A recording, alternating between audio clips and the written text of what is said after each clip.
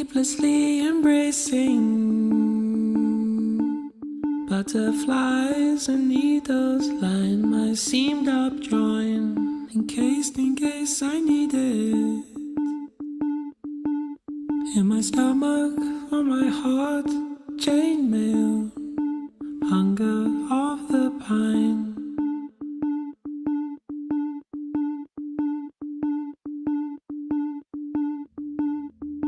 Hunger of the pine.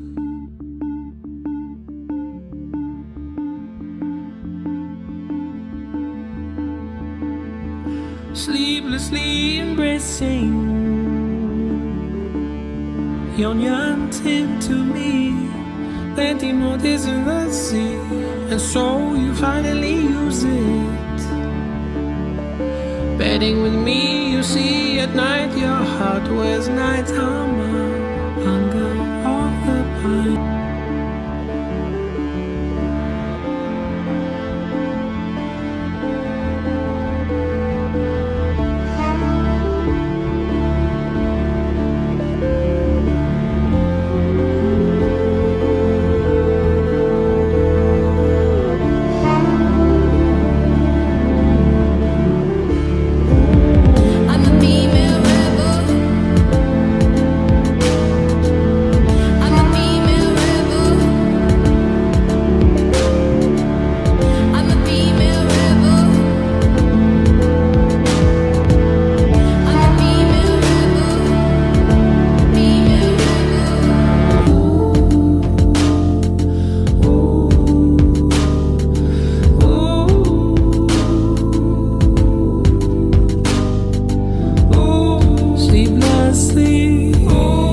Embracing you,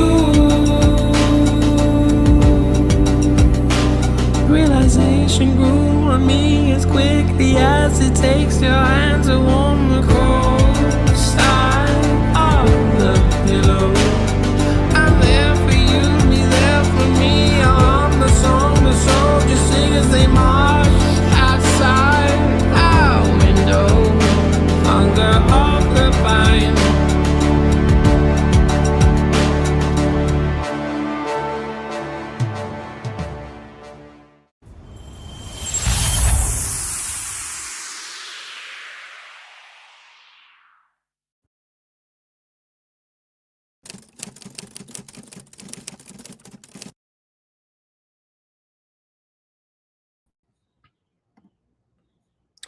Greetings and welcome to GatherVerse Education Crisis Summit 2026, Day 2.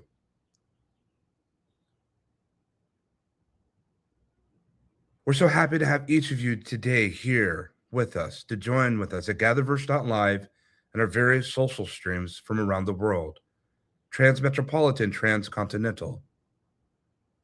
GatherVerse meets at the intersection of emerging technologies and humanity, humanizing technology one global conversation at a time, with a distinct focus on accessibility and education, equality and community development, safety and privacy, wellness and ethics, and so forth and so on. Care and compassion. We're coming off the heels of an incredible day one, where we had hearts assemble from around the world to talk about and to conversate on the various aspects of where we find ourselves from their lens perspective, geocentrically, when it comes to education.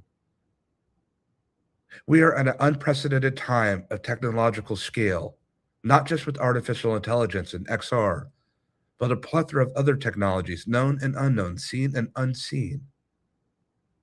We also know that technology, as quick as it comes, as quick as it goes, with the staggering announcement of Sora by ChatGPT announcing its departure, its closure, how dependent can we be on these technical tools that we set so much strategy on, that we integrate into our environments? Surely this is the time for democratized access, where we could build our own tools, platforms, our own protocols, and more. But a big technology can decide to pull the plug on something as magnanimous as Sora, which is a diffusion map, an adversarial-based platform, if you will, when it comes to video synthetic technology. What else could come and go in the middle of the night?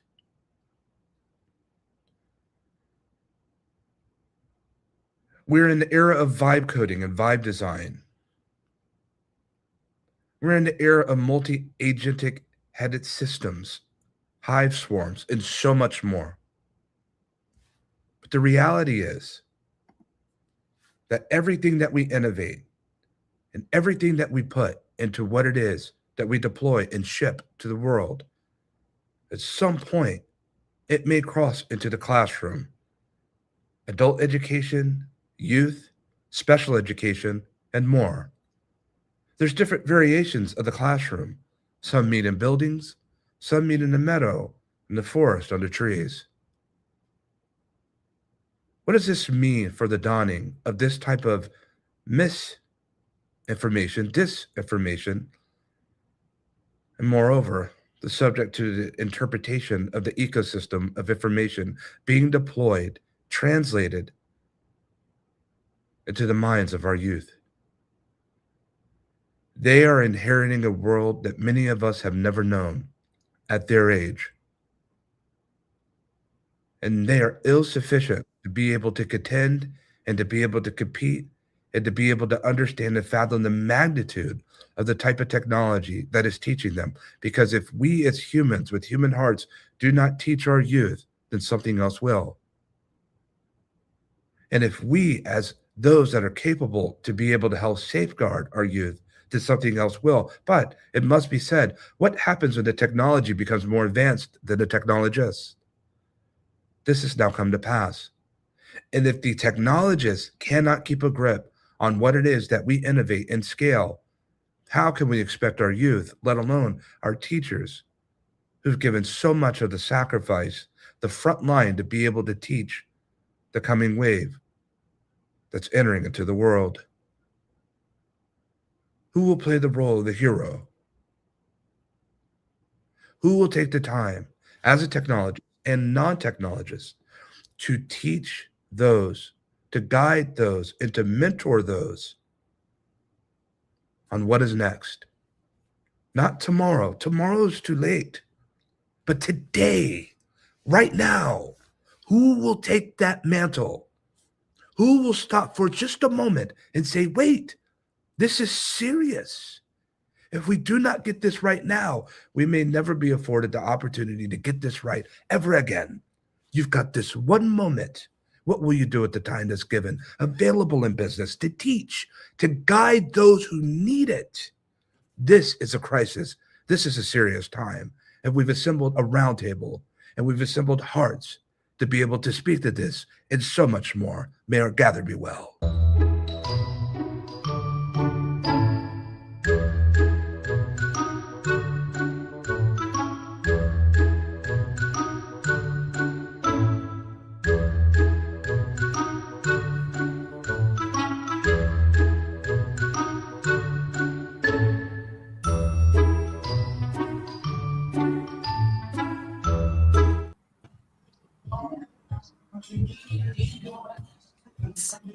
Welcome to the first roundtable panel, GatherVerse Education Crisis Day 2.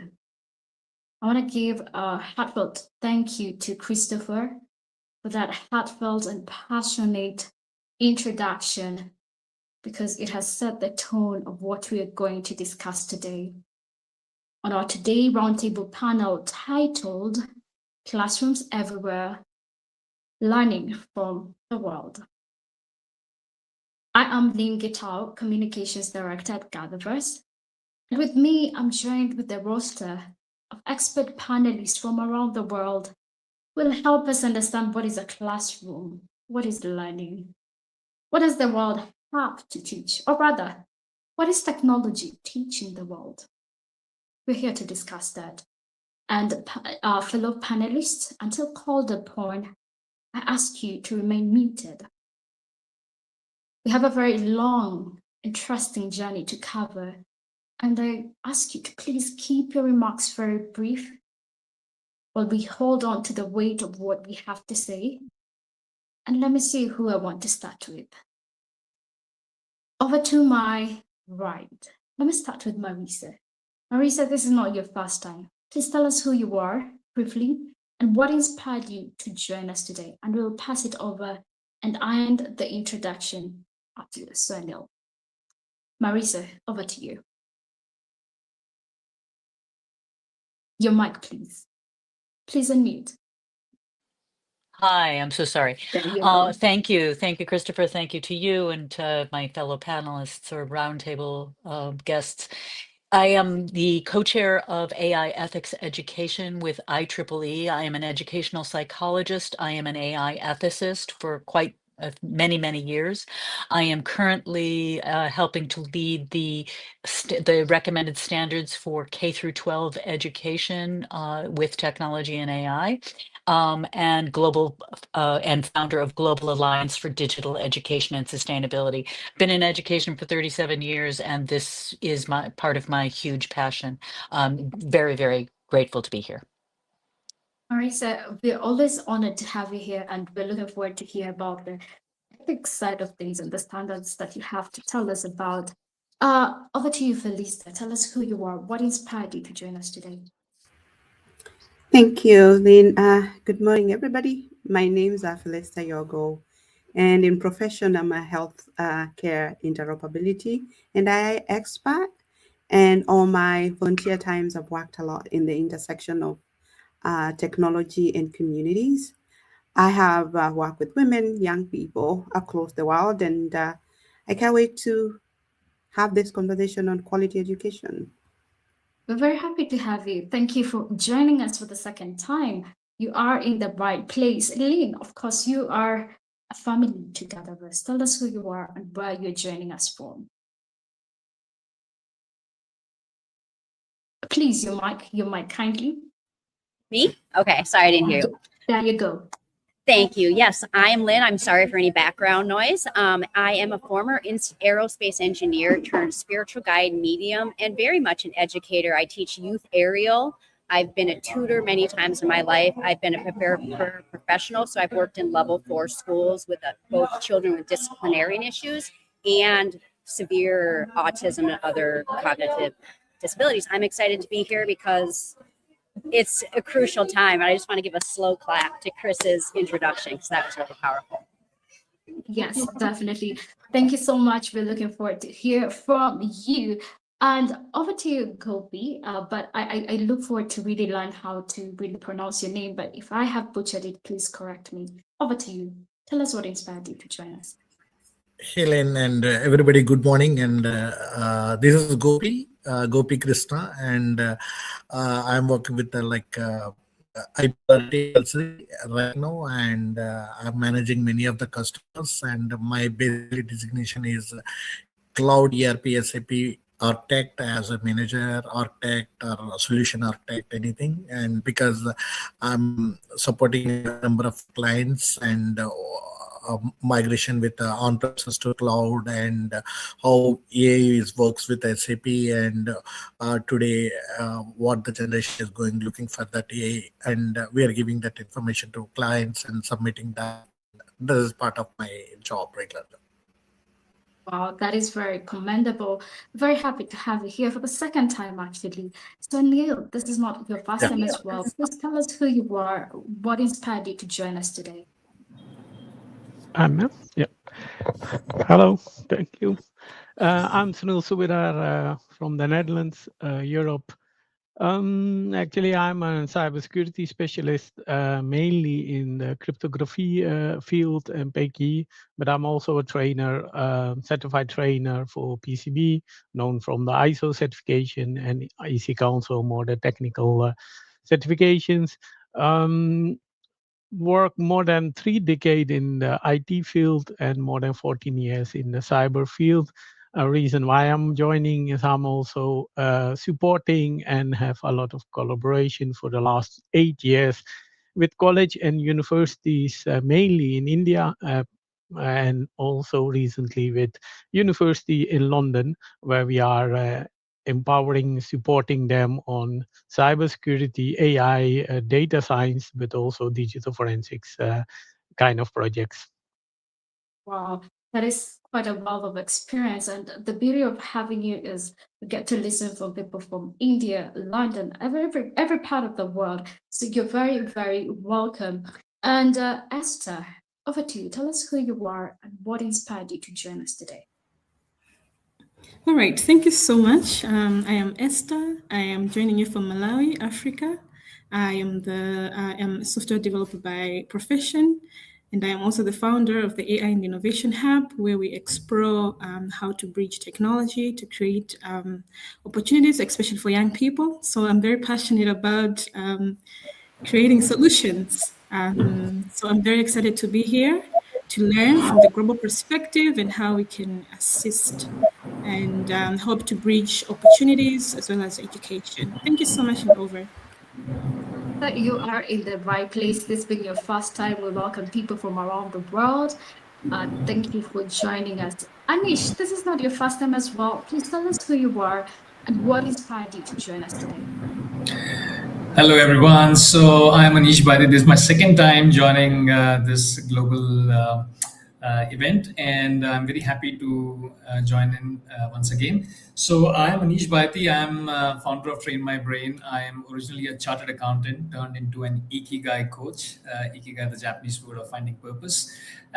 So my training revolves around utilizing brain mapping, utilizing my own design meditation program, and unpacking the gift, which I usually say that everyone is carrying a gift. My role is just to help you unpack it. So here I am, and I would love to interact with the other co-panelists and listen to their views. And yeah, let's see how it shapes up. Thank you. Thank you for joining us as well. You know, panelists, shall we begin? Right, let's begin. You know, when Christopher started this particular day summit, and he said classrooms appear in different forms. Some classrooms are in the computer, others in the forest, others in the city, others in the village.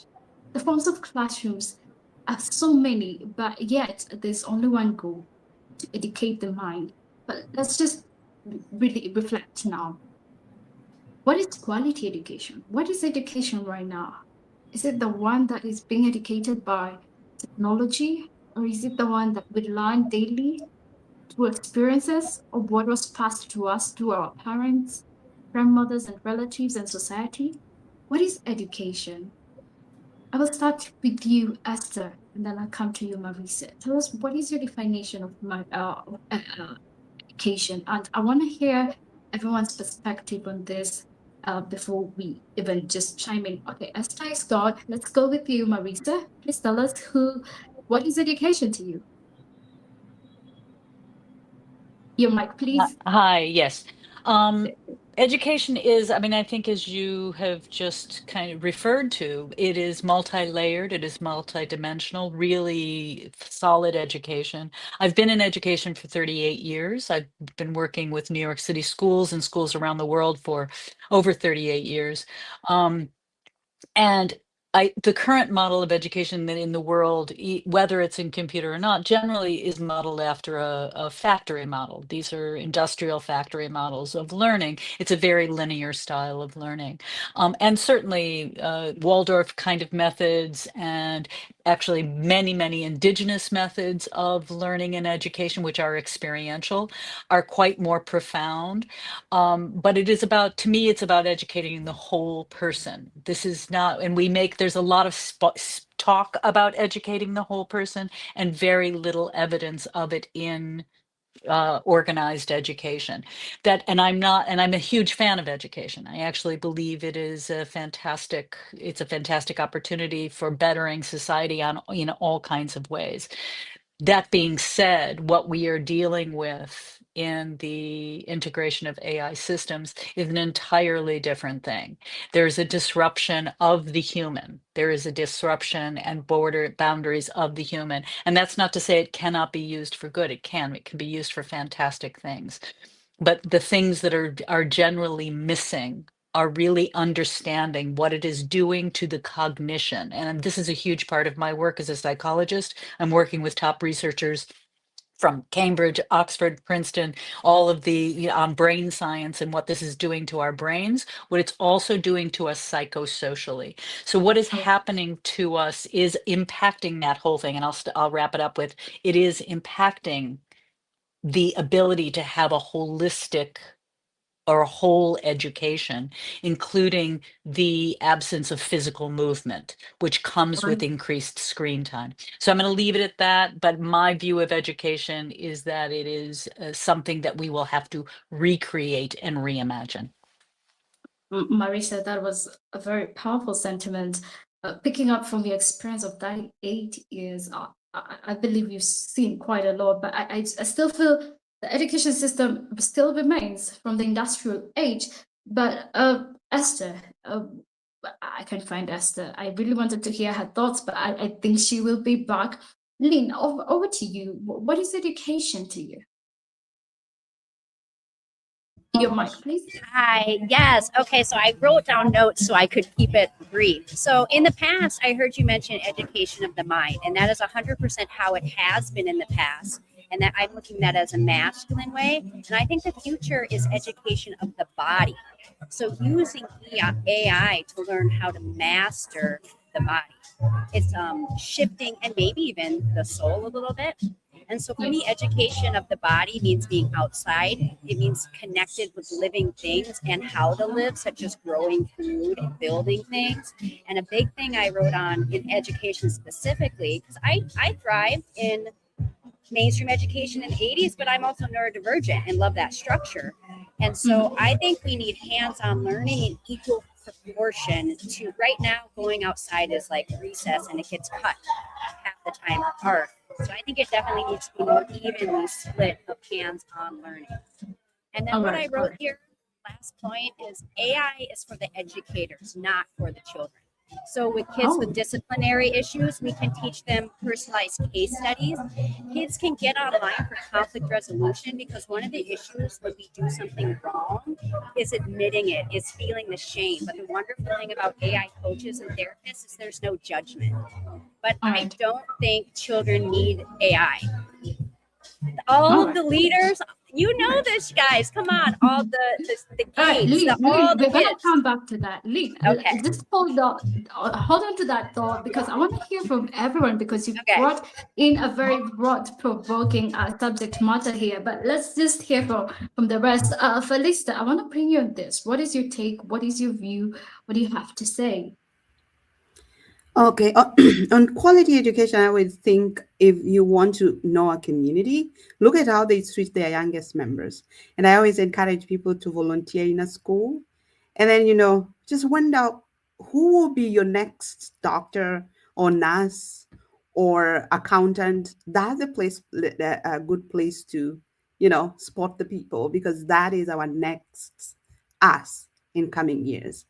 And when you look at the meaning of quality education, it keeps changing and it changes depending on who are the framers at that time and what is their intent. I think we spoke about the current model of education based on manufacturing, assembly line kind of framework where we just want to produce a bunch of people to go and work in a company and go back home. And honestly, that is not quality education because we know quality education needs to be inclusive. It has to be data driven. It has to have accessibility. And also it has to be unique and also considering the complexity of our world today. And I was looking at differences of some countries. Like I grew up in Kenya. So when you're looking at in Kenya, what does quality education mean, right? And what are the benchmarks that they're putting on to measure quality education? And we see like high enrollment of girls in primary school and very low enrollment of girls in college. When you come to United States, where I live right now, we have different conversation on what education is, right? We have a lot of young men that are not going to colleges, right? Just because of political rhetoric, they decide, they don't want to go to colleges. When you look at some countries like in Congo and Sudan, kids are not going to school. Why? Because there is war and there's demand for child labor and they have to work in mining. So there's all that multi-layers, micro and micro and also micro realities that we live in as a society when you're looking at quality education. Melissa, you brought up something very, very intriguing here, because every region has its own definition of education, and education manifests differently in different regions depending on their needs and depending on the condition and just the whole macro situation of a country. But let me just take it a notch higher. What do you have to say, Anish? What do you have to say, Esther? Please, Anish, go first. Well, amazing thoughts from the co-panelists. So, I mean, I just want to mention something which I personally have experienced. So, I've lived in Australia for about 11 odd years, and I've done my CA from India and MBA from Australia. And what I found very unique over there is, it's very experiential. Like, if you can make education, if you can make things experiential, make it fun, make it playful, that is what I personally feel it brings the quality aspect of the education. So personally, I'm just going to tell what I have done instead of just talking what it should be done and all that. So what I did, coming from an accounting background, I created this deck of cards, which is again in a physical format, and Yes. anyone can play with the cards and understand accounting in 90 minutes, because I wanted to make it very playful, very fun, very experiential. Again, I created another deck of cards which is on the lines of socio-emotional learning. So you're just making them play with the cards and let them understand the emotion. So I personally feel that wherever experience is involved, wherever you're making it very playful, fun, very lively, and you're taking them through, you're touching their hearts, you're touching their emotions. That is where I personally feel it will add more value. So.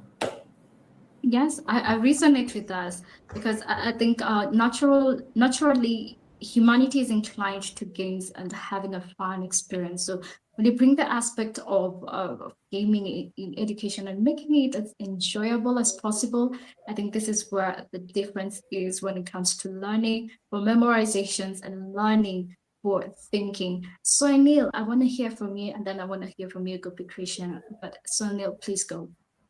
Yeah, thank you. Education, from my point of view, I'm facing more the method where we don't have everyone in the globe equal access to those material. Short sample, as I mentioned, working in India, I was a few years ago in India, and I took a taxi, and I had a bag with the street name on the bag of the shop. So I asked the driver, "Can you bring me to this street name, what has been mentioned?" And he looked at me and say, "Sorry, can you read it?" He asked me to read what was written on that section. So you can read it. So please read and bring me to the location. And then he looked at me with a big question mark. So please, sir, please read it. I will drive to you. So I noticed he was not able to read, and that was the main reason he was not able to bring me to the location. So I said, okay. But beside of that, he was not able to read. He was able to drive very carefully the taxi and bring me to the location. And during the trip, he mentioned, I don't have the availability to go to classes, school, and learn, because I need to earn money, because we need to have food to survive. So that was the main reason he don't have the access to them, to those environments. But same happened to me. Even I'm educated, I'm well speaking English, but also Dutch and also Hindi. So I was on a metro station in India somewhere, and I asked one person in Hindi language, can you read what was written in the Hindi symbols on the, so the metro is going on which direction? So I asked him in Hindi, and he said, "Are you making a joke? You can speak Hindi, so you can also read." So no, I can't read. I am only able to speak and understand it, but I can't read all those symbols. So then he mentioned to me, okay, no, but you are still making joke, because I don't trust you. So the moral of the story is, even we have our benefits, the pro and the cons, when we are not able to learn a way or a language where we are able to. So this should be globally for everyone, but indeed, not reading a language or able to read don't make you weak or not good enough for other ways of learning and doing your stuff. So, Neil, speaking of reading and being educated, I have drawn something there, because I think those are two different things. Some people cannot read some language, but they are educated in some skills and they know how to perform some skills. Can we just acknowledge that as a form of education around the world? Because personally, I have people here in Africa, they cannot read English, but they are educated in so many things. They are educated in driving, in carpentry, in masonry, and this is a type of education is rarely talked about, but I'm very grateful that you brought it out. And Gopi Krishna, I want to hear your thoughts. What's your take? What is your perspective on education?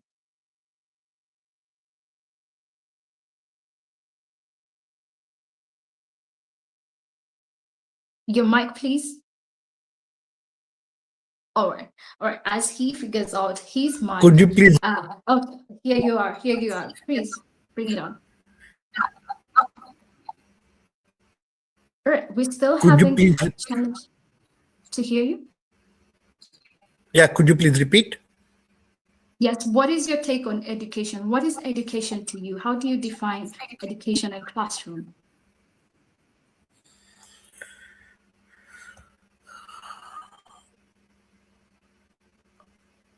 All right, I think meanwhile, we will come back to you as we wait for your audio. We really are eager to hear your perspective, but I'm coming back to you, Marisa. You told us about your experience and the current educational system that is still from the industrial period. But who currently determines the global education agenda, and how does it impact the world? Who decides that this is what people are going to learn? Well, I think that it's a fantastic question, and I actually am going to go to, I'm sorry, my eyes are not, is it Fatila? Fatila?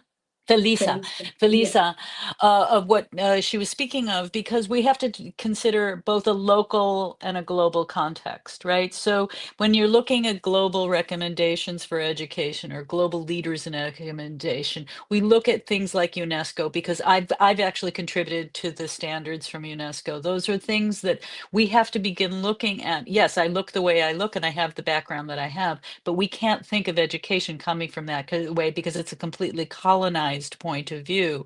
So I loved what you were talking about, Lynn, about the people being educated without being educated in some way that that it's only reading, that it is many other things.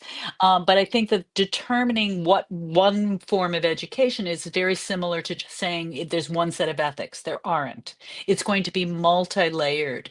And I think the thing that I want to kind of stress here more than anything, and because part of it about working in New York City is that we have people from all over the world, from cultures from all over the world that we work with. I also work with children with severe special needs in New York, and that's another population. The thing more than anything to me that I feel is important here, and is most important here, is that the way we interact with a screen is changing our nervous system. It is changing our brain. And that the sycophantic relationships that are built into conversational AI are highly dangerous. And so for me, that is right now my biggest concern. What education is going to look like, I think it's going to change. I think it's going to change in some ways quite drastically. But I think more than anything, regardless of what happens, what is actually happening to us in the interaction with devices, machine-human interaction, is really at play here. We have 5-year-olds in schools who cannot sit up for 10 minutes because they have spent so much time on a screen, they do not have the physical strength to sit up. I have taught thousands and thousands of children. I've worked in over 500 schools in New York City alone, and then schools around the world.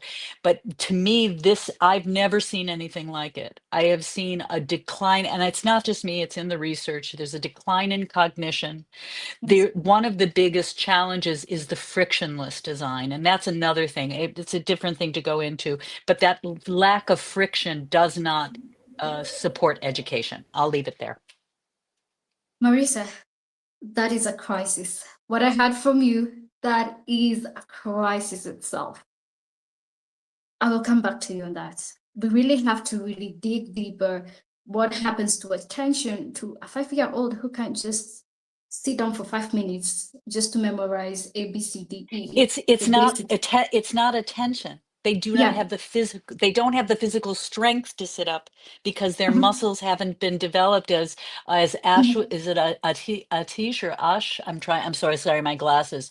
That was trying to describe is that there's the lack of physical interaction is devastating to the nervous system and to the mind. It's a crisis itself.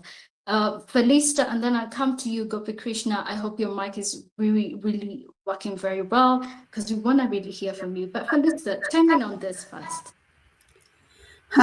So who determines the global education agenda? I think it depends with where you are. And I think one thing we're going to agree is we have unique challenges that have been brought into us by AI. When young people are interacting with AI, even children are interacting with AI, the way Melissa, you were mentioning. But we need to know who are the framers so that we can know who to talk to, right? And the framers, it depends with where you are. If you're in Global South, the framers of education are World Bank, right? They're the ones who have their focus, or they treat education as a human capital. And they are the people who are fund the infrastructure. And at the end of the day, they dictate the curriculum and what is it they want to measure. And then we have other people like the Organization for Economic Development. They are like the benchmark, right? They're the ones who come up and say, oh, these are as our International Minister of Education, this is what we think your education should look like. And everybody else is going to be measured with this spreadsheet. Like everybody should be on this spreadsheet. If then we have UNESCO and the UN, who look like most of the time they don't have the power. So they have all this moral framing of what education is, but at the end of the day, it's a guy who has money, right? It's a guy who has the power who has to be framing. The same if you're in developing country, and I'm talking about United States of America, because I know a little bit about it because my children go here, is we have it's education right now conversation is a little messy. I'll say that. And is the government again, is a special interest, is the big tech, is the power brokers. And now the issue of geopolitical fragmentation, where we have also other regions, the BRICS, the Chinese also have their own agenda. So basically the issue of the framers of education narrows back again, who has the money and who has the power, and everybody else sit down and listen. Yes. Who has the money, who has the power, but I also feel like right now, who has the technology, who has the access to just write something on ChatGPT, teach me something, or write something on somewhere on LinkedIn, teach me something. But Esther, I want to hear your thoughts. I really missed you on what you had to say, but please chime in. Please, your mic, Esther. All right, Esther, I'm not sure if you can really hear me, but as she gets ready, I want to come back to you, Anish and Lina. Yeah, I can hear you. Oh, yeah, here you are. Can you hear me? Yes, now we can. Please chime in on yes, we can. You can hear me? Yes. All right, so I'm just going to build on what Felista has said, especially coming from the Global South, where most of the international organizations are the ones that are responsible for forming policies and frameworks that actually work. But then the real question is the real impact is a bit complex because we are looking at societal challenges and issues that are really concerning people. So are these frameworks that are being shaped really helping the society? Or it's just about, like Felista has said, who has the money or who has the resources? So my main concern when it comes to who's shaping the education, are these global platforms really solving the problem, or it's just about who has the money or the resources? So it still remains a challenge, especially when it comes to the global south, because we are seeing persistent problems that are still occurring, especially in our communities. We are not really exposed as we should. We just have the resources, and lack of resources that is impacting negatively on our societies. So it still remains a challenge. Thanks, and over. Yes, it is a big challenge. And it's not only that, but the impact. The impact is what I'm worried about, because it manifests slowly, gradually, but eventually it will hit you. And that is what I'm concerned about. And right now, AI and other emerging technologies that have entered the classroom, I don't know what to say. I need to hear someone else and what they have to say. Anish, let me bring you on this topic. And Lean, please prepare yourself. But Anish, please chime in. So I'm going to keep it very short.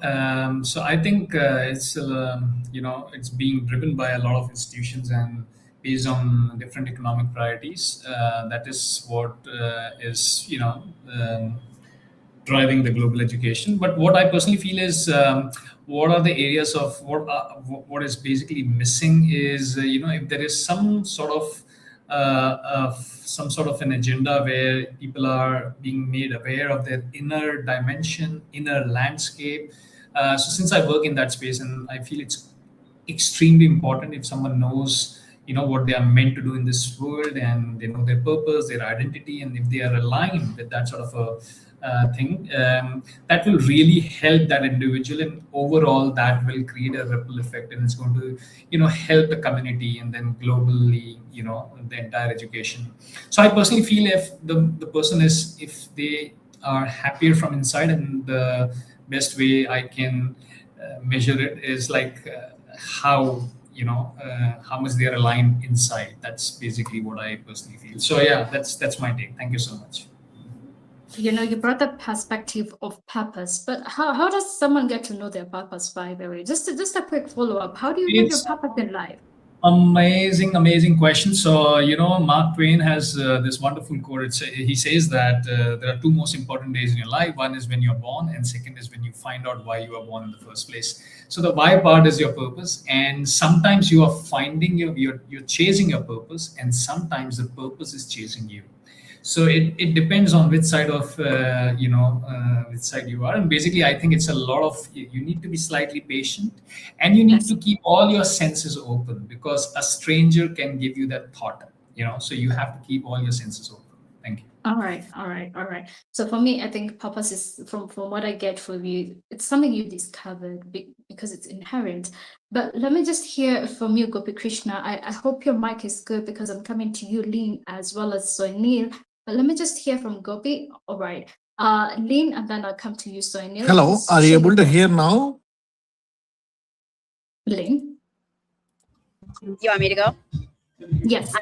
Well, okay, I'm going to keep it really brief. So who determines the global system is a group of people who do not have our best interest in mind, and they use us for labor and profit. And it has had devastating impacts on the world with ADHD, all of the mental illness. The kids with autism are special, sensitive people being crushed in this harsh world. That's my answer. All right.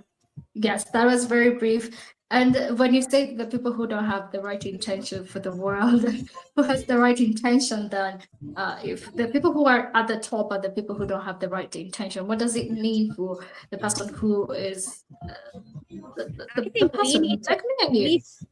We at the bottom, what if you want to Yeah. call it that, we flower I from want to call within. it at the bottom. Yeah, Yes. but you know what I'm saying in terms of Yeah, the yeah. power structure. Yes, I think yes, our yeah. change comes within. As we empower ourselves, we rise above the current control system. But we have to get really honest about what the system is and who's in charge. But we have the power, but we are not knowing how to harness it. We are focusing on the wrong thing. All right, thank you for highlighting that. So, Neil, what is your take? What do you think? Who structures, who shapes the education system? I guess it will be a combination, as already mentioned. The government set it up, I think, in the globe, and a lot of large companies, but also the universities are building on behalf of that or going, especially if you move to the technical IT or Is anyone cyber, talking? Hello. Yes, any yes. of those Lovely, like, we yeah. can hear you. So Yeah. Neil is currently talking. Please, so Neil, proceed. So I guess the combination will be more from the industrial point of view to add those extra in the education part where there is currently those large tech companies are leading mainly because they have the power. The Microsoft, the Amazons, and the Googles in the world. Those are mainly empowering and feeding those information where they start, and of course AI is also one of the part we already mentioned. So indeed those are, but I guess that also those the UNESCO, UNICEF, and the government need also be involved. They are mainly able to see, okay, let they do, and if it's too late, then they say, oh no, we need to take control. And some those items that in, I guess, in Australia, children around 14 years are not able to go to social, so they ban it. So those kind of government initiatives are coming, but it's only on one part of the world, not a lot of them. I'm not saying it's good or not good, but it's mainly the approach that also governments need to be more proactive into this kind of field, what's going on in the globe. Yes, I agree. You know, government should not be just be passive, but I also feel like Lynn highlighted there's a hierarchy. There's a hierarchy to this. If the government is answering to someone, there's definitely someone who is always going to control, no matter how much the government tries to bring in their own policies and all that. But let me just go to the next question, and anyone can chime in to that as well. How do community-led education models challenge centralized education systems? Who wants to chime in on that? All right, Marisa. Hi. We have, there are community-led schools tend to be, I find, infinitely more responsive, culturally responsive. I find to be much more useful and utilitarian because it's coming from people's experience. It's like what somebody needs in one part of the world is not what another person needs. Even in the, the United States is, Africa is gigantic. United States is smaller than that, but we're large, and it's like to think of what education looks like in one part of the country and what it looks like in the other is very different. So when you have what we are called community schools, and we do have some community schools, and they tend to be much better. And I've seen those in other countries. I've seen them in Indonesia. I've seen them in Singapore, where they have some community schools where we're talking, and Singapore tends to be more corporate, but in Indonesia, not as much, where you're actually talking about experiential learning and what is that going to mean in my life? And it's not an either or. I don't think the future is an either or. I don't think that that's a realistic way to look at things. I think how we begin to think about this versus the what. Right, because again, whether it's big tech that's running it or whether it's governments that are running it, they tend to homogenize because homogenization is easier to control. And so Yeah.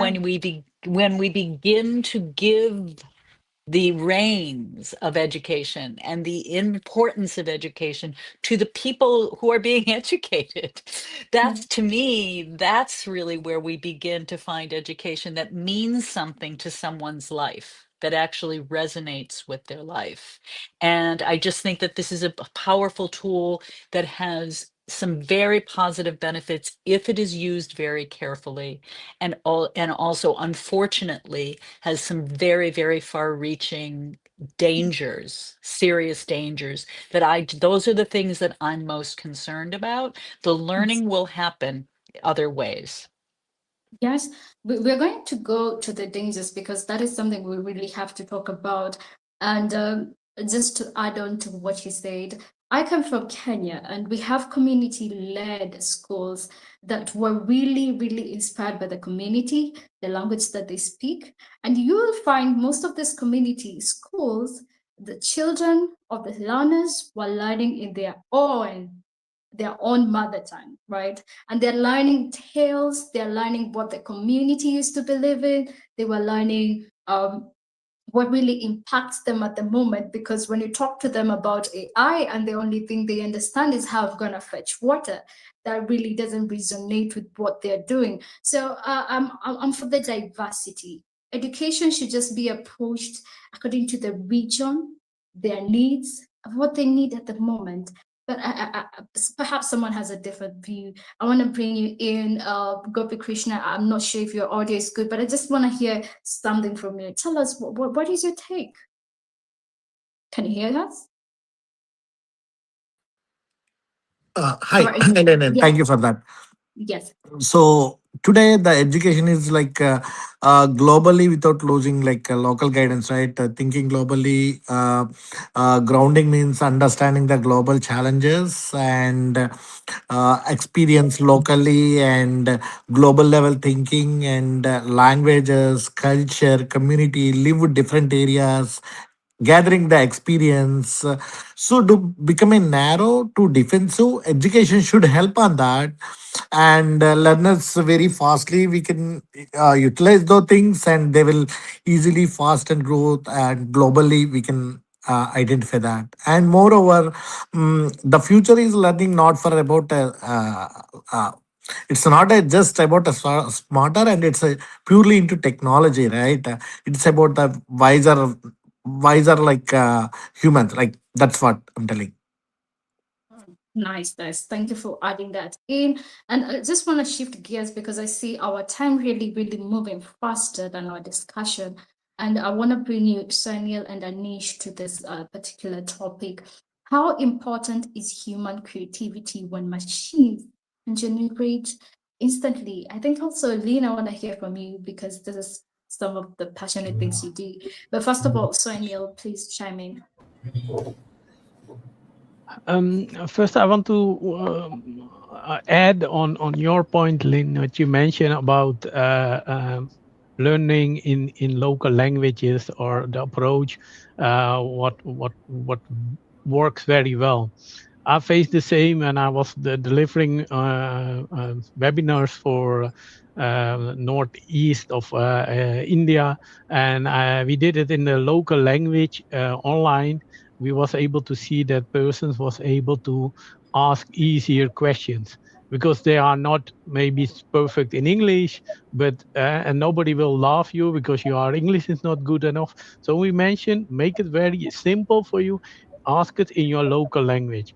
And if you want to ask in English, you are happy to do. We are able to answer the question in all those languages. So we was able to see more interaction with us than only listening and don't ask any questions.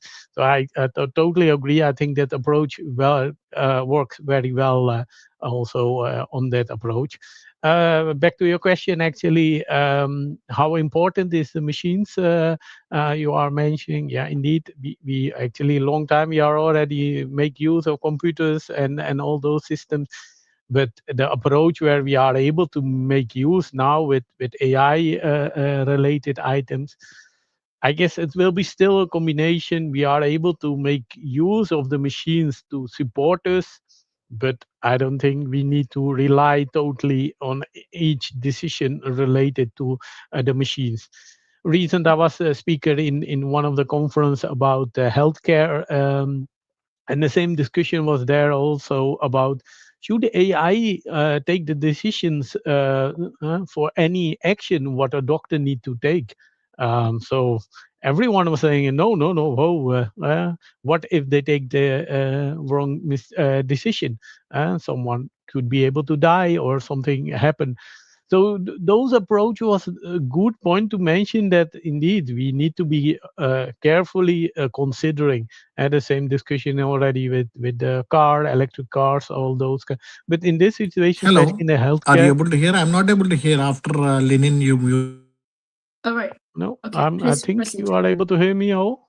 Yes, we can hear you. Okay, so I think that is also one of the points where I mentioned, try to mention, yeah, and indeed those, but indeed we are also from point of view, and we know already AI Yes. will be better, become better. Even the feeling, the emotion, or the way how they are make use to make fraud is also become very sophisticated, where they are able to do it very well. It's hard for us from Yes. human to decide, is this a human who was talking to me or a computer?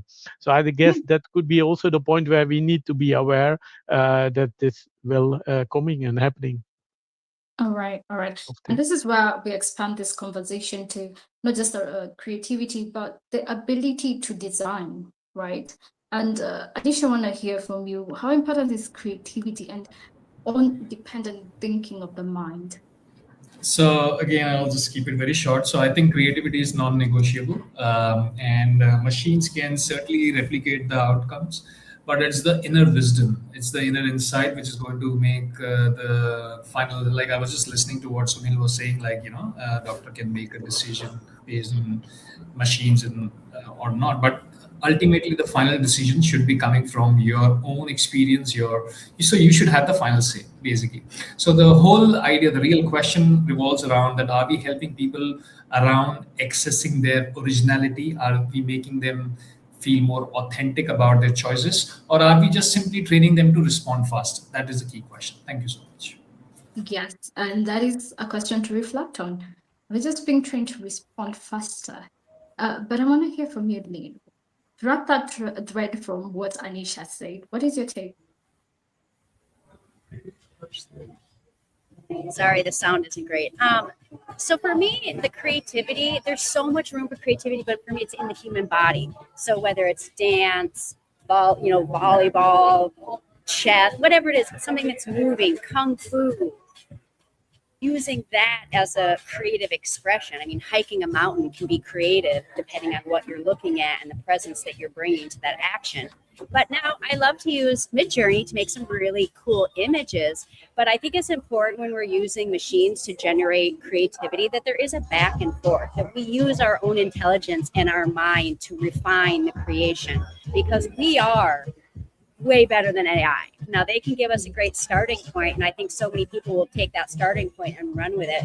But I think AI has this possibility to take us much deeper into our own creative nature. So there's a place for it, because I use it in my work fairly regularly for visual arts. But I think there's always the body arts that we need to get more focus on. Yes, definitely. Time is running out, but I'm impressed by the answers that we're getting here, and the solutions and the ideas. And this is something most of us will take home with. And if you're part of our audience, please continue chiming in. Now, to close us off with the last question, and I address this to you, Felista. What do you see in the future? What is your vision for education in the future? What are the actions you're going to take for the future when it comes to education and the people who are surrounding you? What is your action? What is your commitment? This is literally a pact. Okay, so the parting shot for what quality education should look like, I think it should look like the people, right? And as we've realized now during this conversation, is every part of the world has their own unique need, and the way you were talking about some areas and some part of the world, their issue might be their immediate issue is water, right? What can I come and help with creating solutions for their water problem, for example. And other part of the world, it can be something else, right? So how do we make sure that our quality education framework and system actually are informed by the realities of the people, of the communities that we live in? And I think one thing we realize, or one thing that is for true, is that our current education is tailored toward manufacturing assembly line. So how can we take control of those systems and make sure that is based on reality and the people and is serving the current people? All right. Reality-based education. Marisa, I'm gonna give you just one second to conclude Yeah. this I just powerful my conversation. only call would be in a vision both the challenge and the vision is to we're focusing too much on the adults and people who are already developed. We're not talking about what happens to the human brain and the human psyche, right? I believe inner development is beautiful, but we can't develop those.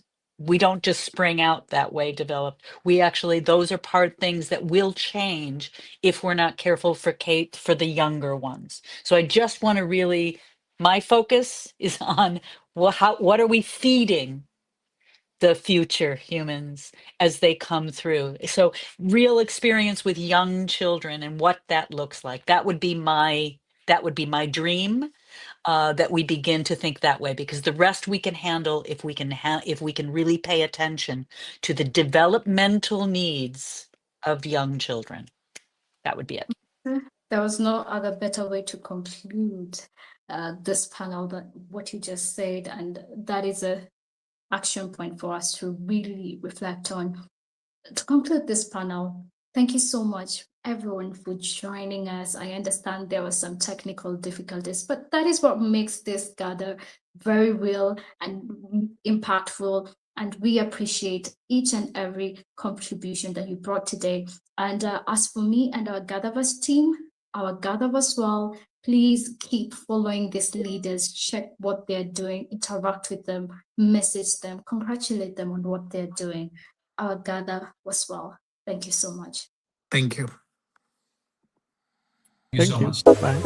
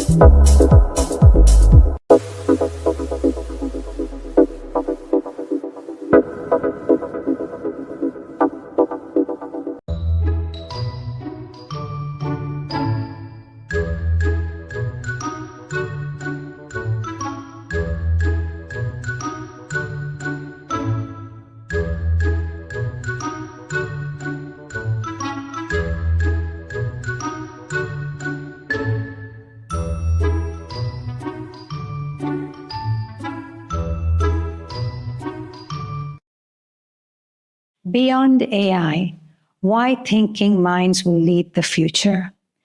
In the age of artificial intelligence, the most important technology we must develop is the human mind. By 2030, over 800 million young people will enter the workforce without the skills they need to succeed, not because they lack talent, but because they lack access to learning that builds it. Artificial intelligence is no longer the future. It is already shaping how we learn, how we work, and how we create. But the most important skill in the age of AI is not simply knowing how to use these tools. It is knowing how to think about them, because the future workforce will depend on the skills that AI cannot replace: critical thinking, creativity, ethical reasoning, collaboration, curiosity. AI can generate answers, but only humans can ask better questions. And that matters because AI systems are powerful. They're not perfect. They learn from human data, they reflect human assumptions, and sometimes they are wrong. So learners must begin to ask, where did this come from? What data shaped this? Could bias be influencing this result? What might be missing? These are not technical questions. They're human questions, and they're quickly becoming the most valuable workforce skills of our time. And where do these skills begin? In the classroom with a teacher. No education system can rise above the quality of its teachers. When teachers are empowered, students begin to think differently, they question, they explore, they build. They begin to see themselves not just as learners, but as innovators. At the Tech Interactive, our mission is simple: to inspire the innovator in everyone. The innovator mindset is not about technology. It is about curiosity, creativity, persistence, collaboration, and critical thinking. AI should not replace these human capabilities. It should actually amplify them. But for that to happen, students must first build these skills. And that does not happen through memorization. It happens when students learn to identify problems, test their ideas, fail, and try again. This is how we build something AI cannot replace: resilience. Through design challenge learning, we support teachers to move from delivering answers to facilitating thinking. Students work in teams to solve real problems in their communities. They design, they build, they test, they improve. Using what? Not expensive labs. Cardboard, recycled materials, wire, paper, and of course, imagination. Because innovation is not about tools. It is about thinking. And here is what we have learned. Innovation talent does not live only in cities. It lives everywhere. We have seen it in deep rural schools where resources are few, but potential is limitless. When students are given exposure, they begin to ask, what can this become? And what they create is not just creative, it is purposeful. Solutions for real problems in their communities. What did they need? Not technology. They needed exposure, opportunity, and a teacher who believed in them. Because we believe every child is an innovator, and every teacher empowered can inspire hundreds of young minds. We shared this work through the Association of Science and Technology Centers, and the results are clear. Students become more curious, they collaborate more, they persist longer, and most importantly, they begin to believe, I can shape the future. So as we move deeper into the age of AI, the question is not, how do we teach students to use technology? The real question is, how do we teach students to think, question, and create with it? Because the future will not be led by those who simply use AI, but by those who understand it, challenge it, and imagine what it could become. In conclusion, I leave you with just one thought. Artificial intelligence may shape the tools of the future, but it is the human mind that will shape the solutions. And every human mind that learns to think critically, create boldly, and solve problems begins with a teacher who believed it was possible. If we want a future full of innovators, we must start by empowering the one person who sparks every idea. Because when you empower a teacher, you do not just transform a classroom, you transform the future of a nation. Thank you.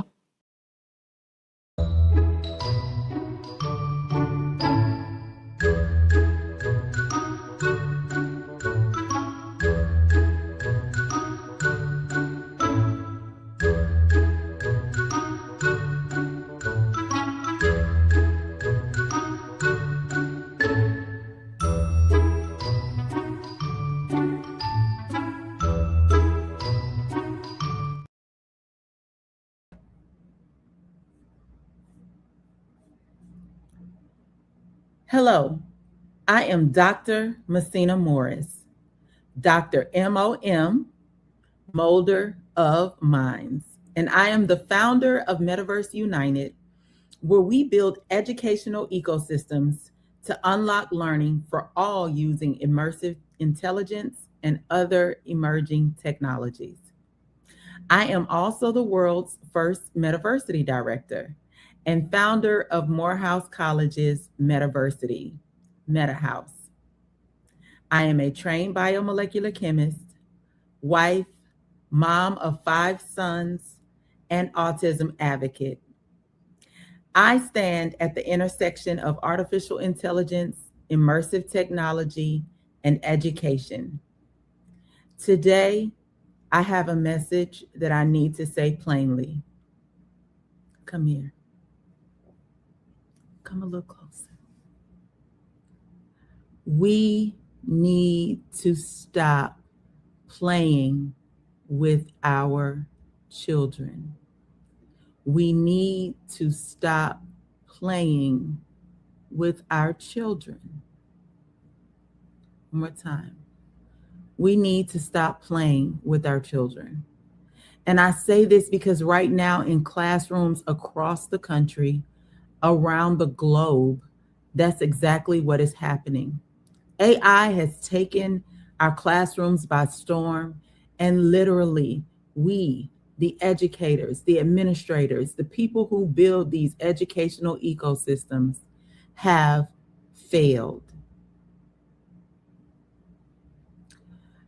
You may say that is harsh, but I can truthfully tell you, I see it all the time as a K-12 certified educator who goes into schools every day, as a higher ed professional who's been in the professoriate for over a decade and a half. I have seen it play out in real time, and we have got to stop playing games with our children. Our children are looking very diligently, very earnestly towards us to help define what the future looks like. And we are pedaling around and taking our time and sitting in conversation where we are not dealing with the business of what needs to take place so that our children's future is secure, not just in the workforce, but in their lives. We have got to start determining what the humanity of artificial intelligence will mean for education. I'll start here by saying this. We are rushing, we are experimenting and adopting technologies not because they're pedagogically sound, but because they look innovative, because they feel like the future, because someone said kids will like this. For example, I have an 8-year-old son. I also have a 29-year-old son. So my children are from ages 29 to 8. And I was looking at an application that was sent home for this particular child, and I was actually appalled. True enough, kids love gaming. The gamification of education is exactly where it's headed. But to what end? It was not even sound directions or coordinates or any kind of understanding to make the gameplay relevant to get to the actual assignment that was due. And so my child spent majority of the night pondering around in this application and being totally lost, only to find the instruction of which was 5 multiplication and division problems.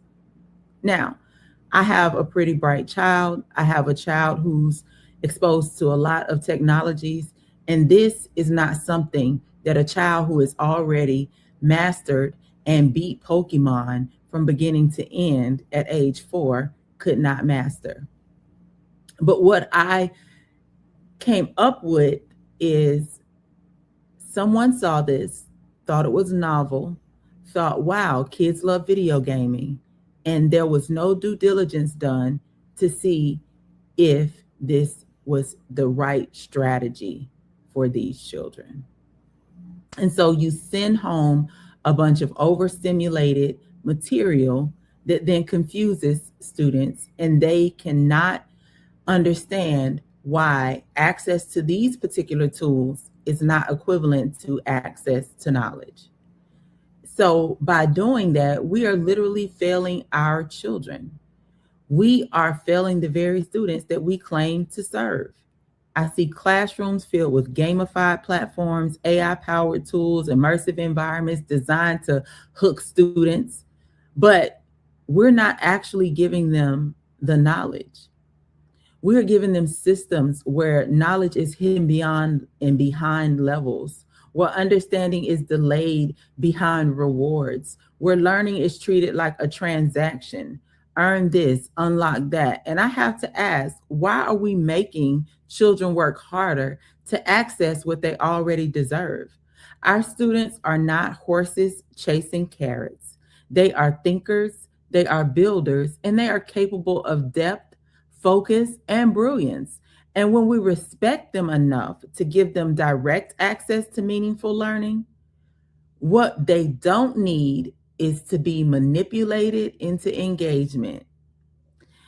What they do need is autonomy, clarity, relevance, and trust. Trust that they actually can handle the material that we are giving them.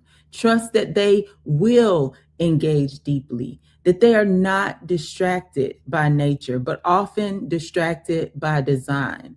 And here's where the real issue lies. This isn't a technology problem. This is a systems problem. We have built ecosystems where ed tech companies design tools without fully understanding learning science. Educators are then expected to implement tools without being part of their creation. Administrators make decisions based on trends and not outcomes. And students, the very people most impacted, are rarely invited into this design process at all. There's a disconnect across every layer. And when systems are disconnected, it's the students who pay the price. Because the consequence of getting this wrong is not just ineffective learning, it is widening gaps. Gaps in achievement, gaps in opportunity, gaps in wages, gaps in digital access, gaps in health and well-being. And those gaps don't just stay in the classroom. They follow our children into adulthood. So when I say stop playing with our children, I'm not speaking metaphorically. I'm speaking systematically, because this moment with AI, immersive technology, spatial computing, it is one of the most powerful occasions. And we have a choice. We can continue down a path of performative innovation where tools look impressive but fail to deliver transformation. Or we can rehumanize education. We can design learning experiences that center the whole child, not just their output, but their identity, their curiosity, their development. We can co-create with students, bringing them into the process not as users, but as collaborators. We can align technologists, educators, researchers, and communities so that what we build is not just scalable, but meaningful. We can ensure that pedagogy leads and technology follows, because technology should not drive learning. Humanity should. AI at its best should extend the reach of a great teacher, not replace the presence of one. It should remove barriers, not create new ones. It should illuminate knowledge, not gatekeep. And it should support students in becoming fully human, not less. So I'll leave you with this. If we are going to bring AI into education, if we are going to build the classrooms of the future, then we must ask ourselves every single time, is this helping our children become more capable, more confident, more human? Or are we just playing with them? because our children are not algorithms. They are our legacy. And it is our responsibility to get this right. Thank you so much for your time. You can find me at unitethemetaverse.com.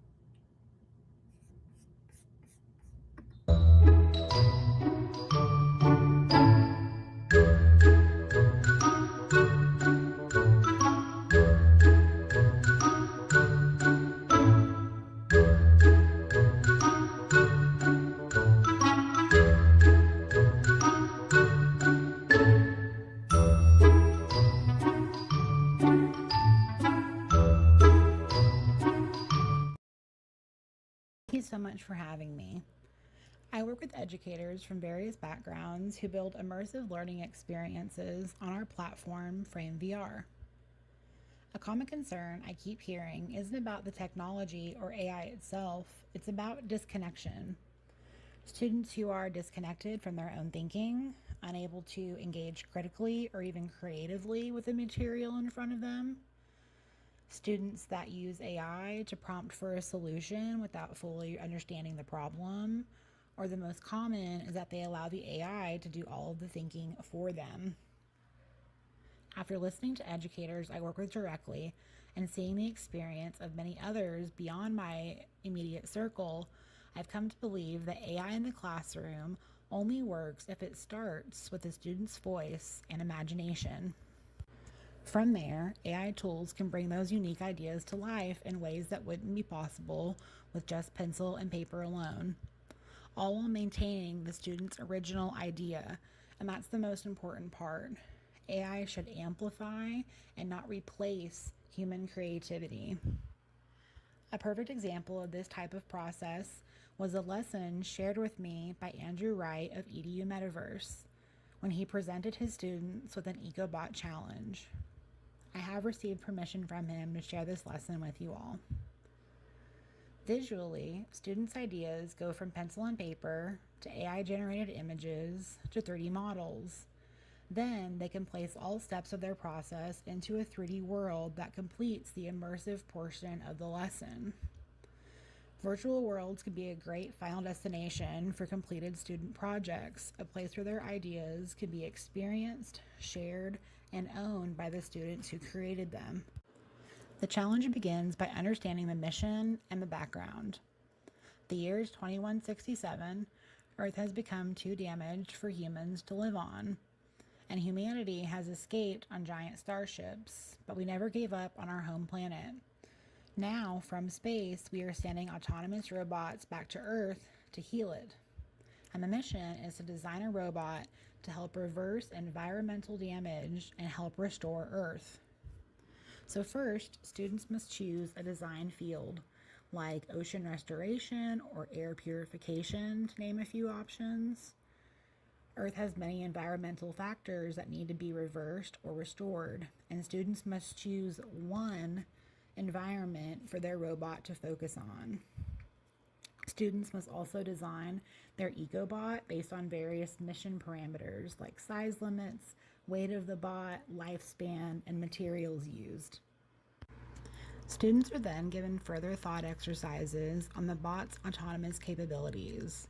With no humans on Earth, the EcoBot needs various abilities to survive and complete its mission, like being able to self-repair, communicate and work with other EcoBots, and independent decision-making skills. Once those parameters are thought through by the student, they need to create a bot design spec for the posed requirements, and they must also draw the bot design and imagine what the bot could look like.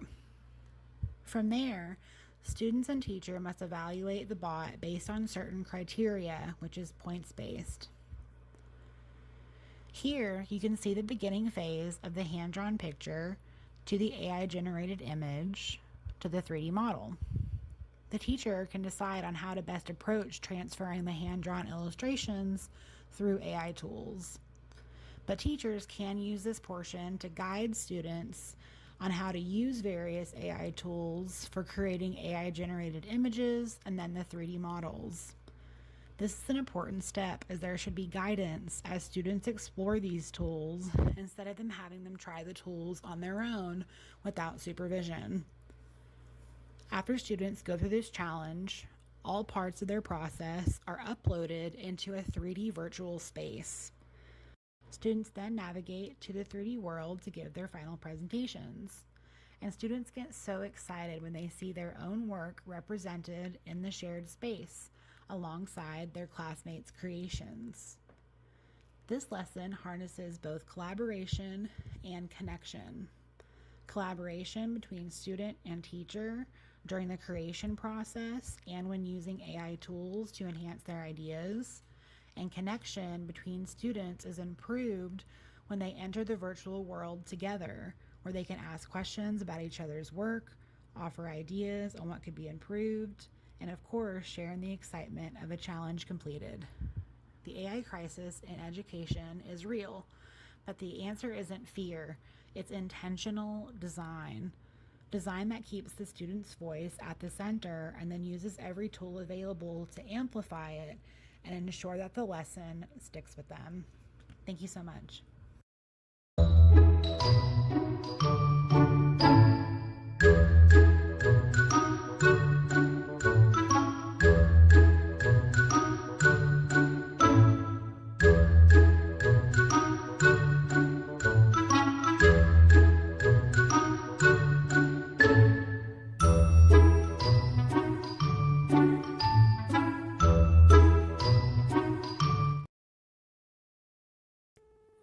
There comes a moment when every education system faces a choice: adapt or become irrelevant.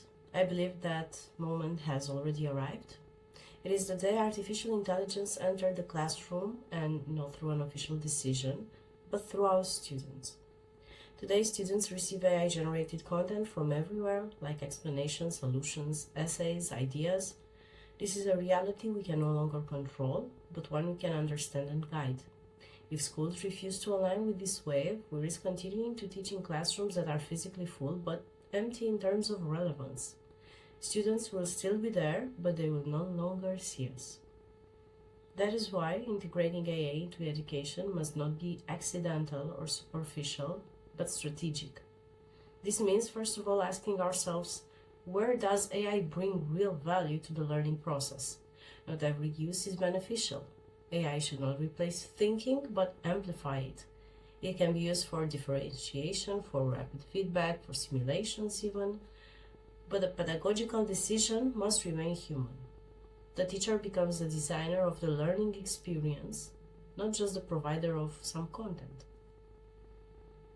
Secondly, we urgently need a digital code of ethics, because we cannot introduce such a powerful tool without clear rules. Students need to know when it's acceptable to use AI and how it can be cited, what are the limits of AI, and what does plagiarism mean in a world where text can be generated in seconds. But ethics is not only about rules, it is about shaping a conscience. We live in an era where the line between real and fake is becoming increasingly difficult to identify. And this is why AI education must go hand in hand with the education of discernment. Students must learn to ask questions, verify sources, recognize bias and manipulation. It is not enough to know how to use AI, because they must also understand when to use AI and why. And there is one more essential aspect, the moral responsibility.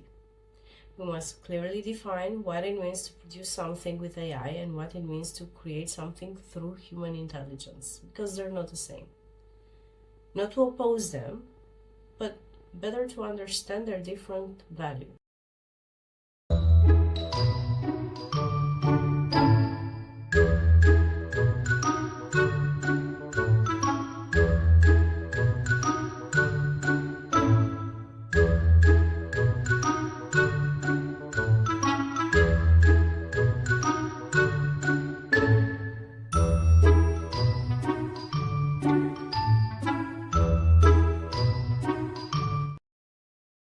Hey everyone, my name is Mohammed Sayed.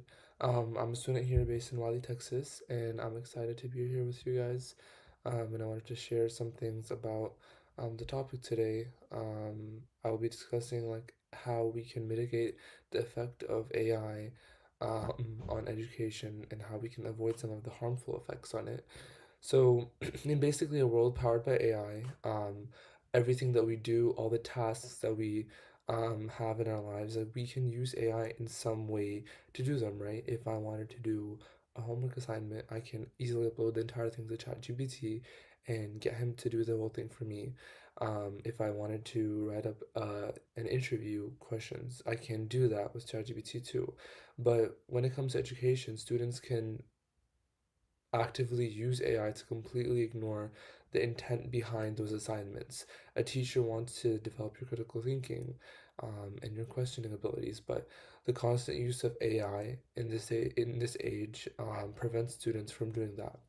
And that's why it's so important for us to discuss some of like the key harmful effects before going into solutions, namely being the ones that I identified in my research that I conducted on this was I'm pulling it up right now.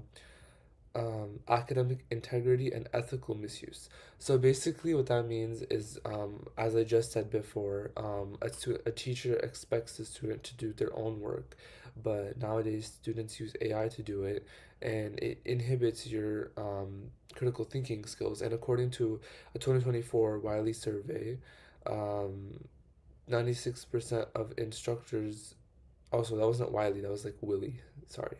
According to a 2024 Willie survey, 96% of instructors believe that some students cheated in the past year, representing a significant increase from 72% in a 2021 survey. And cheating becomes inconvenient for educators because they're compelled to modify their evaluation strategies. And why do students cheat, right? It's because students rationalize that in order to succeed in this subject, I need to put myself in front of a computer and get it to do it for me. And that leads to the second issue, which is the reliability and misinformation. AI, it has a special role in giving information out to students because they rely on it so much, right? And because of that, sometimes, AI can hallucinate and the things that it might give out, like the information it might give out, is sometimes wrong, and then the students uses that and they don't like factually check the information that an AI gives, and because of that, it harms their learning. For that reason, it's important for students to actually double check the things that the AI gives it to you, and that's another major risk of AI in education. According to a College Board survey, students saying that the most concern that they have when it comes to interacting with AI is the ability for it to spread the wrong information. The second one being data leaks, which is what I'm going to get into now. So when you give an AI your information, like you talk to it, it develops like a profile about you, and that profile is available for other people for grabs. And I know this kind of deviates from education, but it's a real concern when we use it so much in our education, and it kind of like the AI kind of knows like what kind of level we're at as a student, and it can use that and sell it. And maybe even if it leaks, then it's really devastating for the people who are exposed. Social interactions is another huge thing. When it comes to an educational setting, a student may be more hesitant to reach out to a professor or a colleague of their own, and they always might want to go to an AI chatbot to get their answers, which I feel is kind of harmful to the student because later on in life, if they want to ask someone a question, right, they'll be more hesitant. Um, and what I said here was that as AI models become the go-to that people rely on for assistance, the very nature of human interactions is subtly altered. Large language models have algorithmic filters that are subtly teaching people to speak and think like machines, efficient, transparent, and emotionally detached. And students start to struggle with peers. Okay, and these are some of the risks associated with that. And effective mitigation is required to avoid that. Thank you so much for listening.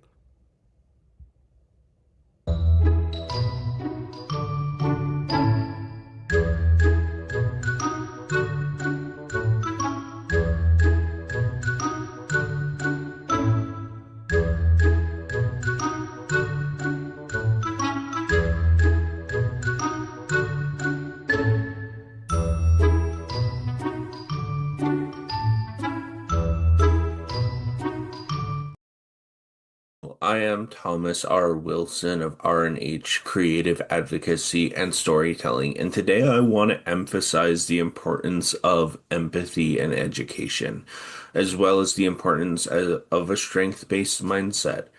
So often in today's day and age, teachers are burnt out. We have so much pressure on students in order to excel in stressful situations, dealing with their day-to-day societal struggles, mounds of homework, constant pressures in the classroom, as well as a variety of lived experiences with mental health diagnosis, neurospiciness, whatever it is. It's so important to note that I strongly believe in my work, and I exercise this every day, that the future of education is empathy-based and strength-based focus. What I mean by this is that as educators, as facilitators, as program developers, we act first with empathy. It is so crucial not to lose our cool, not to get frustrated, not to be hostile with our students, and to apply patience. But it's also so crucial to acknowledge the value of honoring our students' successes instead of their deficits. We as people are taught to shame youth. We as people are taught to shame technology. We are taught to shame in general, and so many youth around the world are taught to shame themselves and to be miserable and to be perfectionists and to work with a system that is not working with them or collaborating with them. And yes, education looks vastly different around the world, and being an educator looks vastly different around the world, but there is still so much pressure, so much intensity, so much hostility towards youth in today's day and age. And I know that we often see that through the lens of they don't understand or they don't know or they have a lot to learn. But as educators, especially with AI, it is our job to act with these kinds of kindnesses, to act with empathy, to be supportive, to help them learn in the ways that they truly learn. And what I mean by that is not teaching them how we want them to learn, but teach them, each student, how they are capable of learning, how they best learn, and how to make learning fun. Life is best when it is fun, and learning is equally the same. When we have fun with our students, when we embrace their passions, their joys, their creativities, there is a distinct and important focus on the idea that we are not just putting pressure on, we are not just putting judgment on, and we are focusing on the pathways to the futures that our students need. And when it comes to AI, and when it comes to this future of this very scary new technology for a lot of people who don't fully understand it, and we look to a future where AI is going to be prominent, one of the first things that we need to do is teach our students how to utilize the technology for the future of humanity, but also for their own futures, and to help them understand pathways to success that honor and celebrate a collaboration with AI. While no future is perfect and no pathway is perfect, there are things that we can do to honor our students' lived experiences, such as listening to listen, teaching education that is fun, focusing on pathways that are collaborative in the classroom so that we can better execute education, but we can also create a pathway to a lasting, successful future in which students learn to love their education, learn to embrace their creative voices and their educational voices, and they learn to embrace all of who they are. This is such a simple message in such a short amount of time. If you want to continue to have these conversations, please feel free to message me and to collaborate and to discuss more. With that, I'm going to let you go. I hope you have a wonderful day, a wonderful pathway to your future, I should say, and a wonderful rest of your week.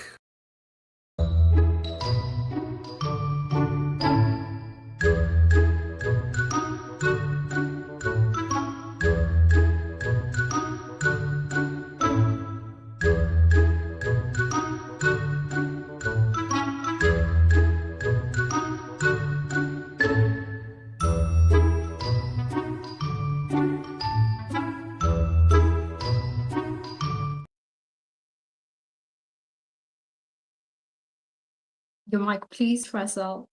I'm gonna talk to myself as usual, but hello and welcome to GatherVerse Education Crisis Day 2, and what an amazing last day that we had for the Education Crisis Summit. Lynn, it's great to have you with us for the fireside and also for the roundtable discussion that you had earlier.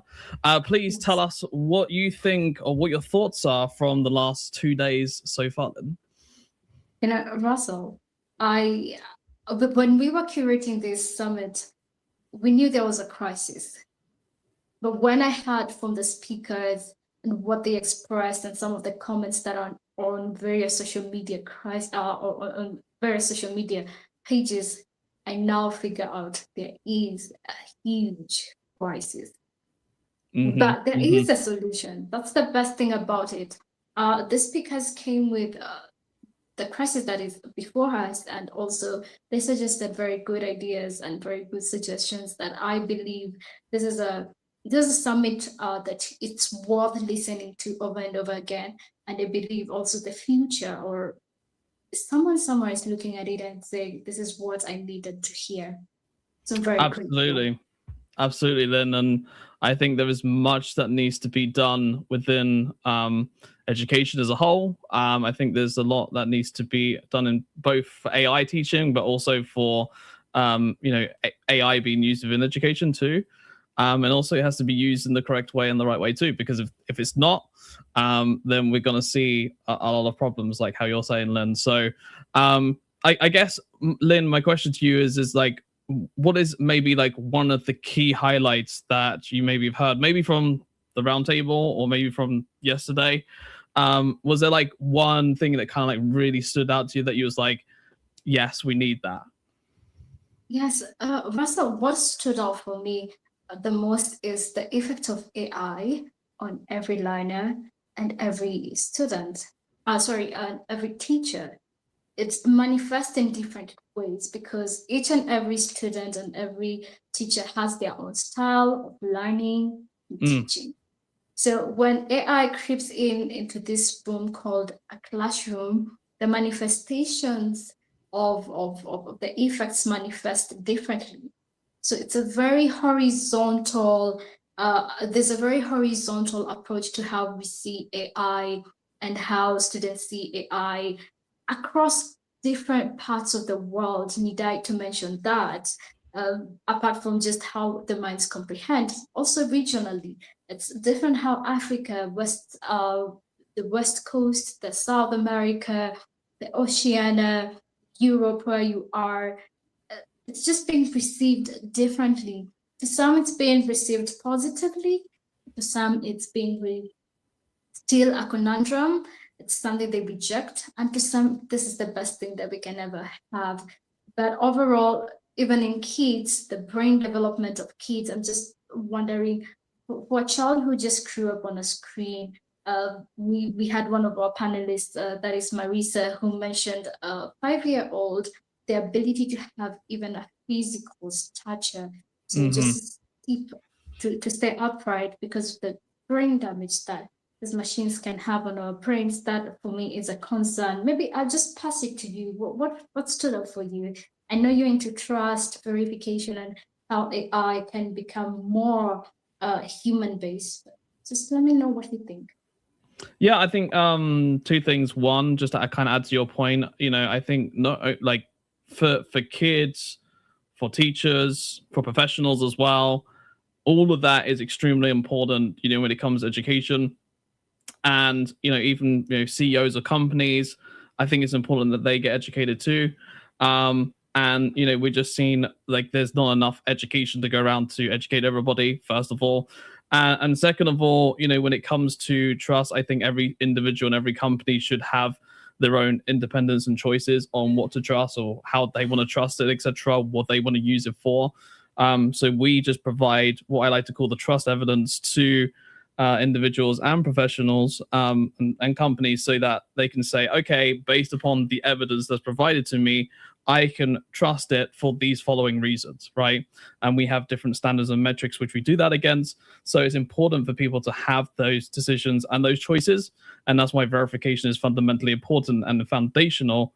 And I believe, especially in education, right, what is the best way in which we can verify these AIs to make sure that they're best used within their specific subjects, their specific lecturers, their specific faculties, etc. How can they be used that way? And that's why verification is fundamentally important to all this. So I really kind of, I guess, in a nutshell, lay the road, so to speak, and then people make the choices on what they want to do on the road. That's all I'm doing. I'm saying, hey, here's the way, here's your path to making your choices of interest. You choose what you want to trust and how you want to trust it. If you want to go off here, if you want to go off there, etc. So that's kind of like what we do. Yeah. Oh, interesting. So what you mean here is in the education and the institutions that are struggling to really find a good AI system for the learners or the teachers, just verify that is where they come in and they help the institutions do that for them, right? Correct. And I think it's used for students, it's used for faculty, it's used for colleges, universities, public and private, and being able to, for them to have that accessibility to do that is extremely important. So, what I'm very excited about is that we're able to do that for the education space. And when we talk about education crisis in particular, like AI education as a whole, yeah, there's a massive crisis on that.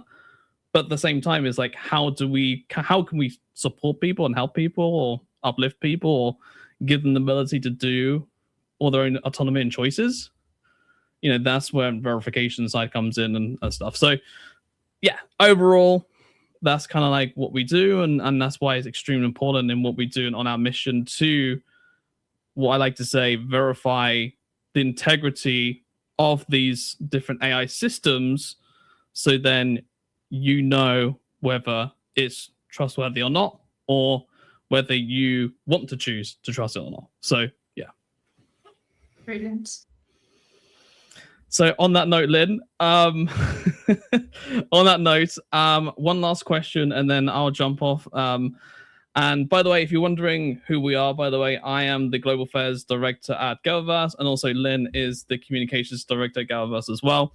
So one last question for you, Lynn, from your side is, from the last 2 days, there's been many speakers that have spoken. Obviously, Christopher spoke about this morning of Sora, right? In terms of that going down and being taken off.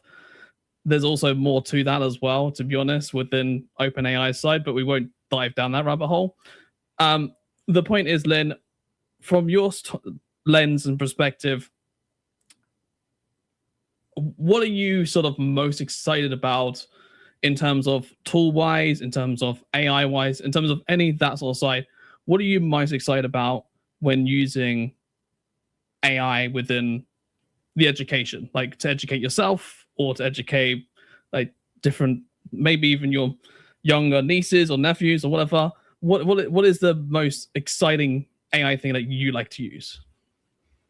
First of all, I just like to echo what Christopher started the Day 2 Summit with. He said, as fast as it comes, as fast as it goes. Apart from like Sora and announced it was shocking for me. And I believe maybe it was for so many people, unless they anticipated it, but I didn't see it coming. It was one of the most brilliant innovations we've seen when it comes to diffusion models for AI. So that means for me, we cannot trust these machines. They can come and they can go, but humans will always remain. So for me, the most exciting thing is to see how humans will just make something better out of every innovation that comes in. And also innovators, educators, company leaders, consultants. I'm just excited to see what they can make out of this technology, of course, in a good way, because we always know there's always villains to this, there's always the bad guy. Yeah. But for me, I'm just excited to see what students and people who work with, they will make out of this for the best and for the betterment of humanity. Okay, well, I'll just finish on this and then I'll hand the microphone to you, Len. The reason why some people may not have saw it come in, other people do. And the reason why I saw it come in was because of basically Anthropic and also because of Google.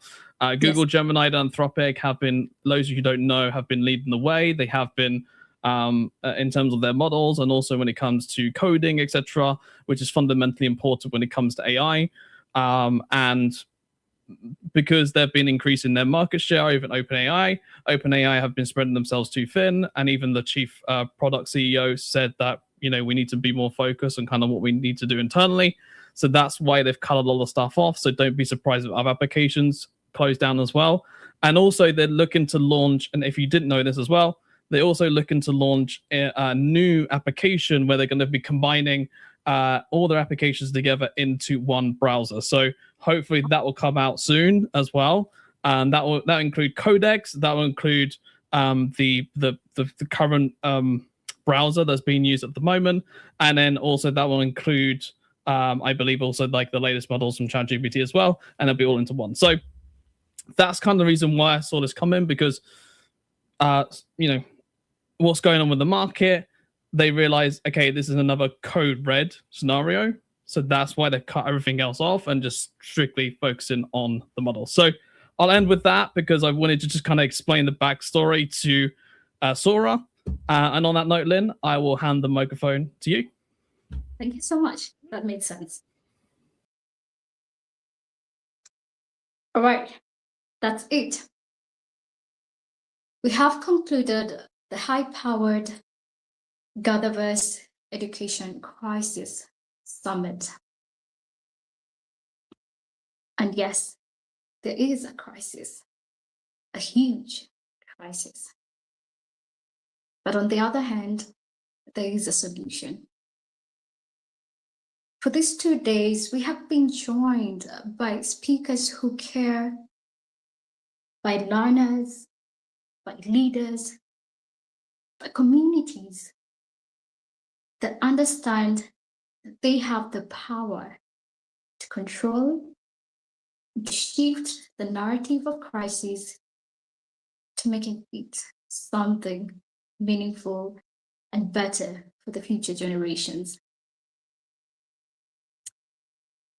I would like to pass my heartfelt appreciation for each and every one of you who committed their precious time with us. For those who joined us at GatherVerse.live, we see you. Thank you so much for your commitment and for spending time with us. Thank you to everyone who watched from various social media platforms. We see you. Thank you for the engagements. Thank you for the shares. Thank you for telling someone about this summit. It means a lot to us. It means a lot to the future generation. And once again, I would say it in Swahili, asanteni sana. That means thank you. As you know, GatherVerse will always create a home for you if you have something to say. We have more summits coming up in the future. Just around the corner, the next week, we will have our GatherVerse AI XR Summit. I'm so excited to go and explore the future of a massive world, spatial computing, and artificial intelligence. We look forward to have you speaking. We look forward to have you engage with us. Please tell a friend that there are more future gathers coming up. We have Women's AI Summit coming up. We have Future of Sustainable Cities coming up. We have AI Evolve Summit coming up, and many more others. Stay tuned Subscribe to our newsletter. Watch out for any future announcements that we may have.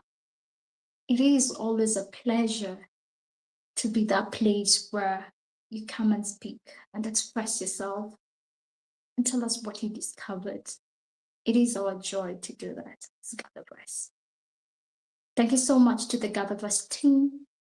Thank you so much to the founder of GatherVerse, Christopher Lafayette, who is definitely watching us. We appreciate you. And until we meet again soon, our gather was well.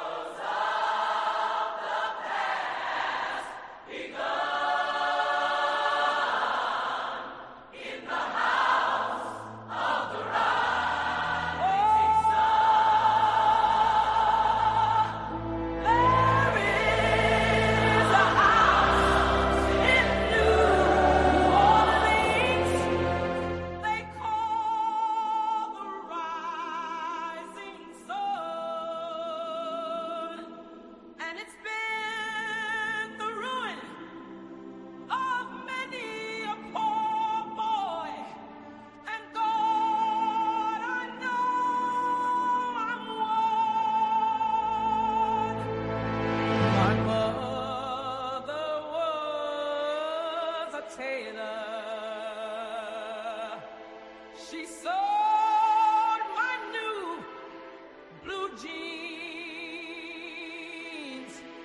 My father was a gambling man down in New Orleans. Now the only thing a gambler needs is a suitcase and a trunk. And the only time he's satisfied is when he's on a drug.